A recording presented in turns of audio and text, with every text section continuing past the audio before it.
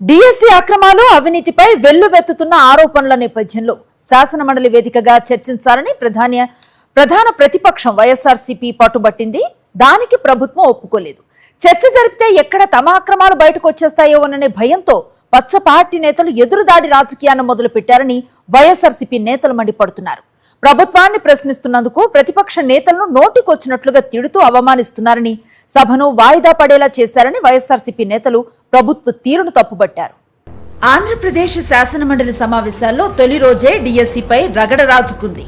DSC నియామకాల్లో జరిగిన అక్రమాలపై చర్చించాలంటూ ప్రతిపక్ష వైఎస్ఆర్సీపీ ఎమ్మెల్సీలు వాయిదా తీర్మానం ఇచ్చారు.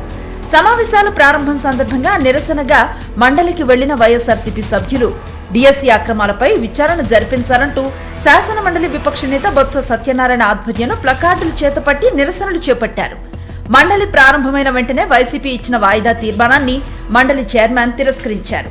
దీంతో డిఎస్సి అక్రమాలపై విచారణ జరిపించాలంటూ ఎమ్మెల్సీలు పట్టుబట్టడంతో పాటు సభలో తమ నిరసనను కొనసాగించారు. మొదటి నుంచి డిఎస్సిపై విచారణ అనగానే భయపడుతున్న టీడీపీ మంత్రులు, సభ్యులు వైఎస్ఆర్సీపీ ఎమ్మెల్సీలపై ఎదురు దాడికి దిగారు. విపక్ష నేత బొత్సకు మైక్ ఎలా ఇస్తారంటూ మండలి చైర్మన్ ను మంత్రి నాదెండ్ల మనోహర్ ప్రశ్నిస్తే మంత్రి అచ్చెన్నాయుడు మాత్రం సహనం, విచక్షణ కోల్పోయి నోటికి పనిచెప్పారు. బొత్స సత్యనారాయణ వంటి సీనియర్ నేతను దద్దమ్మ అంటూ నోరు పారేసుకున్నారు. అంతటితో ఆగకుండా గొడ్డలి పార్టీ అంటూ వైసీపీ పార్టీ పైన అనుచిత వ్యాఖ్యలు చేశారు. మాట్లాడే నైతిక హక్కు గొడ్డల పార్టీకి లేదధ్యక్ష. అందులో గతంలో పనిచేసినటువంటి విద్యాశాఖ మంత్రి సిగ్గుపడాలి. బొత్స సత్యనారాయణ గారు అధ్యక్ష విద్యాశాఖ మంత్రిగా ఉండి కనీసం వాళ్ళ గొడ్డల పార్టీ అధ్యక్షుడికి చెప్పి నోటిఫికేషన్ ఇచ్చుకోలేనటువంటి దద్దమ్మ ఈ రోజు మళ్ళీ శాసనమండలిలో మాట్లాడుతున్నారు అధ్యక్ష. మంత్రి అచ్చెన్నాయుడు చేసిన వ్యాఖ్యలు తక్షణమే ఉపసంహరించుకోవాలంటూ వైఎస్ఆర్సీపీ ఎమ్మెల్సీలు పట్టుబట్టారు. సభ మర్యాద పాటించకుండా విపక్ష నేతను అవమానించడం సరికాదని ఆగ్రహాన్ని వ్యక్తం చేశారు. మాటలతో ఎదురుదాడి చేసి ఎలాగైనా డిఎస్సిపై చర్చ జరగకుండా చూడాలని మంత్రులు చేసిన ప్రయత్నాలకు బొత్స సత్యనారాయణ స్ట్రాంగ్ కౌంటర్ ఇచ్చారు. అధ్యక్ష, మా డిమాండ్ ఏదైతే డిఎస్సి మీద ఉందో దాని మీద చర్చ జరగాలన్నాం. నేను ఒక విషయాన్ని తమ దృష్టి తీసుకొస్తాను.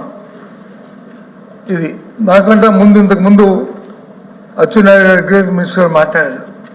ఆయన మాట్లాడిన భాషను ఒకసారి చూడండి.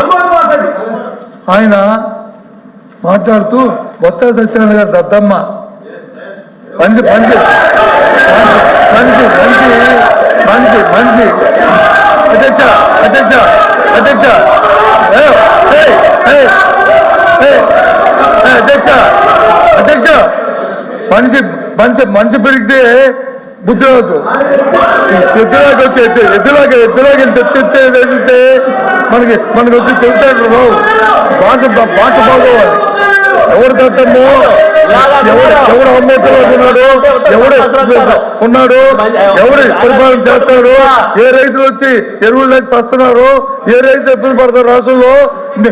ఈ దద్దమ్మ వచ్చి తెలుస్తుంది. దయచేసి ఈ భాష మంచిది కాదు.